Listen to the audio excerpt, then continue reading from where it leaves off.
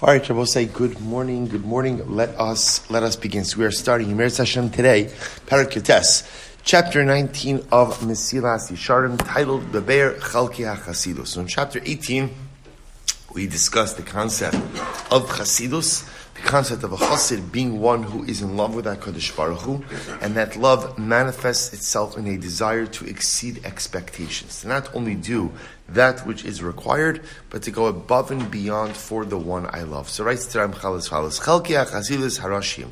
There are three primary parts to Chasidus. Harishon b'maisa, hashini b'ma'ofen ha'asiyah, hashlish b'kavana. So it's interesting. So in other words, that the Chassid has to focus on three areas. Number one, actionally again, there's what it means to be a chassid. Number two is the manner or the performance in which I perform those actions. And number three is kavana, is intent. Again, we'll discuss each of these items in Mesillas Yesharim independently. Hachelek harishon b'maisa, and the truth is, even when it comes to what we'll call actional chasidus, or I should say chasidus as it manifests itself in the way that we act, that itself is split into two parts. Ha'echad, the first is in terms of an Adam Lakom, man's relationship with Hashem, and ultimately the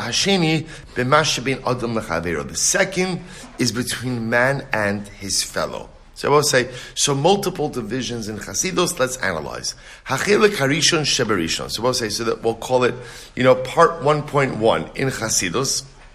Is remember, so the first element of Chasidus is how to be a Chasid actionally. The midah of Chasidus as it manifests itself in my actions. Now, in the actional component, that's subdivided into two parts. One is in my relationship with Hashem. One is in my relationship with my fellow man. So let's analyze this. Hachelek harishon sheberishon. So we'll say, so the first aspect of actional Chasidus is in my relationship with Hashem. So we'll say, what does this mean? Kiyum kala mitzvos b'chala diktukim shebahem. Amakom shiyat ha'adam magaz. We'll say, how does this manifest itself? Fulfillment of the mitzvahs with all of its details to the best of my ability. Ve'elahim shekarom chacham zichron lebracha shiyari mitzvah. Va'amru shiyari mitzvah ma'akvim esaparas. We'll say, so that's just a moment. How does one live or actualize the midah of chasidus bein adam lemakom in terms of my actions? It's very simple. It's not only attention to detail, because I will say, remember again, mitzvos have details, but rather it's going above and beyond in one's attention to detail. It's interesting, in the footnotes of the version that I'm using over here, they explain this as attention to hider mitzvah. So we'll say, what's hider mitzvah? Hider mitzvah means beautification of a mitzvah. Now, do you need the elements of beautification of the mitzvah to discharge your obligation? No. But what it means is, what is a chassid? Remember again, a chassid is always one who's exceeding expectations. So the chassid is a person who looks at a mitzvah and understands within any mitzvah, there's two parts, actionally we're talking about. There's what I need to go ahead and fulfill the obligation. That's one part. And then there's the pieces that I need in order to make the mitzvah even more beautiful. Those secondary pieces, and we'll talk about this more, what we call hider mitzvah. The elements of beautiful. Let's say, so again, the paradigmatic example of this, of course, is esrog, right? So what can happen? Sukkot comes, I could run in, wherever I'm buying my esrog from, I could run in, grab a box, walk out. Don't have to open it, don't have to do anything, right? A lot of times most of the esrog even have like a hachshra on the outside, or you go to a place where someone checked everything, just pick it up, walk. Have you fulfilled, and you take that esrog on the first day of Sukkot. Have you fulfilled your mitzvah? Absolutely. What Chasidus would say is, look, let me learn the halachas of esrog. Let me see what makes an esrog beautiful. Let me open up the boxes. Let me check a little bit. And again, I will say, this is just an example. But the idea is, I'm not just focused on the details which allow me to discharge the obligation. I'm interested in trying to figure out how to make it even more beautiful. That's a chassid.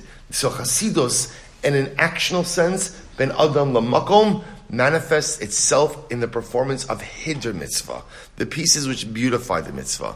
He goes on, because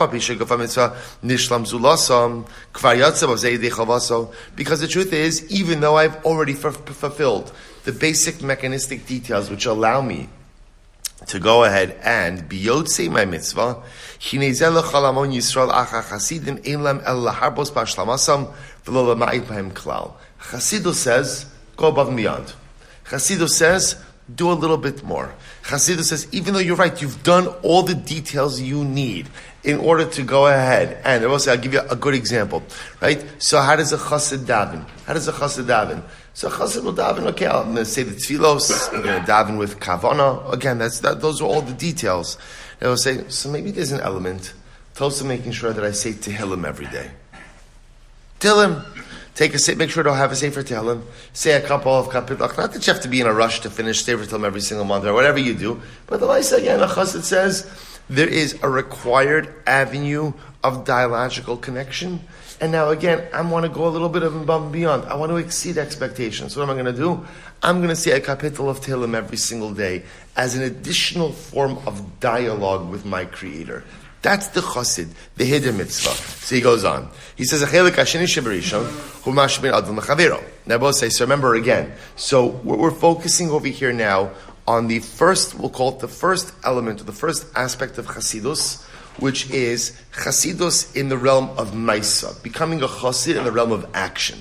Now remember again, in the realm of action, we divided that actionally into two parts. There has been Adon Lamakom, so we just explained that again, to become a chassid, right, in the realm of Maisa, in the realm of action, Bein Adon Lamakom requires an attention to Hiddur Mitzvah, additional details. What about in the realm of Bein Adon Lachavera? How do you become a chassid in the realm of Maisa, of actions, interpersonally? It was beautiful. The Inyano, Godal ha-tava shiyah adam li'olam meitiv lebrios v'lo meralam. It's very simple. Live a life where you only do good for people and you do not hurt them. Live a life in which you do no harm. Do no harm. It's not just for doctors, right? Do no harm, right? At the end of the day, the goal is that's what it means to be a chassid. Live a life in which I try not to hurt people, but only to help them. V'zeh b'guf b'mamon b'nefesh. And this refers to the body physically, ultimately again, financially, and emotionally, spiritually. And I will say, this idea of do no harm, don't hurt people. So again, in the footnote over here, I just want to read this to you. It says, Mishtadal, shelo yetzeh afilu b'shkaga o shelo b'miskaven shum rav v'nezeh v'tachas yado. I will say, this is an incredibly profound yesod. A person has to try to make sure that my actions don't cause something negative for someone else. You both say, see, all of us understand, of course, I'm not going to harm someone. In other words, do no harm, I got it. Of course.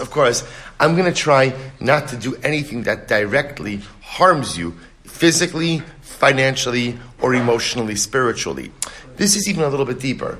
This is even talking about over here the idea that even secondary results of actions. See, I will say sometimes we only think about direct results of our actions. I'm not going to do something that direct. I'm focused. Of course, I don't want to hurt you.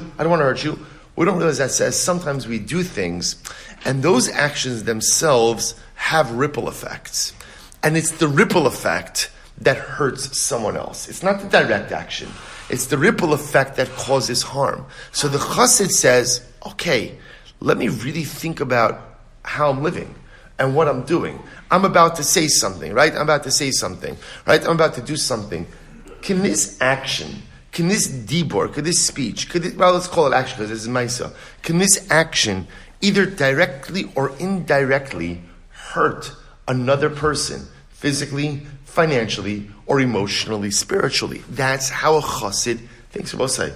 Can you imagine living that way? I mean, what a way to live where like every single thing that I do is measured like that.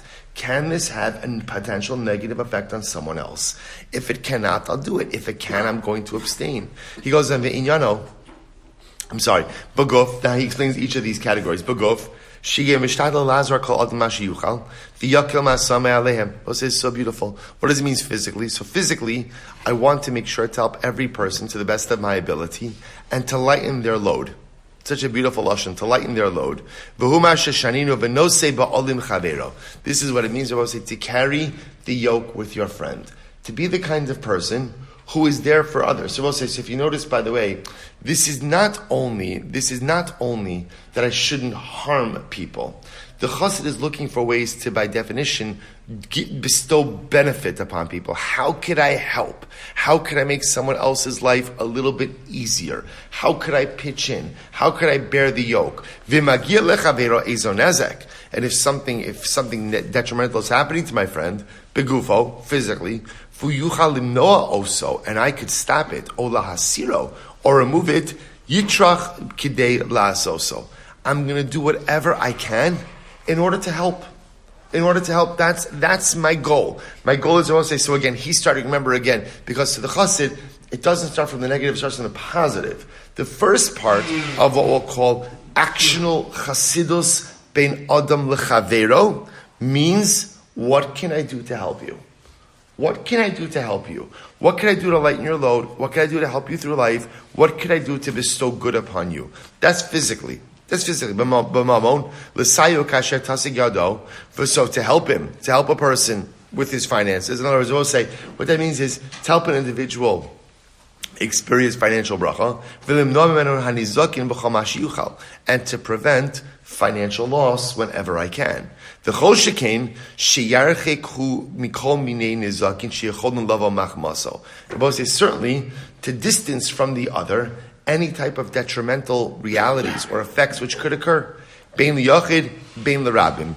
Va'afilu sha'ato miyad in hazeke matzui kevan sheyachol lavo lidei kach yisirem v'ya'avirem. Va'amru zichron l'bracha hi mamon chavercha. So we'll say financially, the whole idea over here is I should treat my friend's money like it was my own. Just like I'm careful with my money, I'm careful with my finances, ultimately again I should bring that same level of care and concern ultimately again to the finances of my fellow. So we'll say an incredibly profound use. So this is the chassid. The chassid is thinking about, again, the guf, the physicality of my friend. Is having a difficult time? If he's having a difficult time, what could I do to help? How could I lighten the load? How could I be of assistance? With his money, right? Is there something I could do to help him financially? We'll say, he's not even referring over here to tzedakah. That's not what he's referring to over here. Just a person starting, we'll say, sometimes you know more about something than someone else does. Can I lend that knowledge to help a person financially? Can I do it if I see that they're making certain decisions that are going to place them in financial hot water? Can I go ahead and aid and assist in some way to stave off loss for that individual, to just have a care and concern even for the finances? So we'll have to stop over here for today. We're stopping a little bit short of today's allotment, but we have a long daf ahead of us. Mesillas Yesharim Sunday, we'll pick up some more. We'll make up some more time. We'll say shkoyach. Incredible.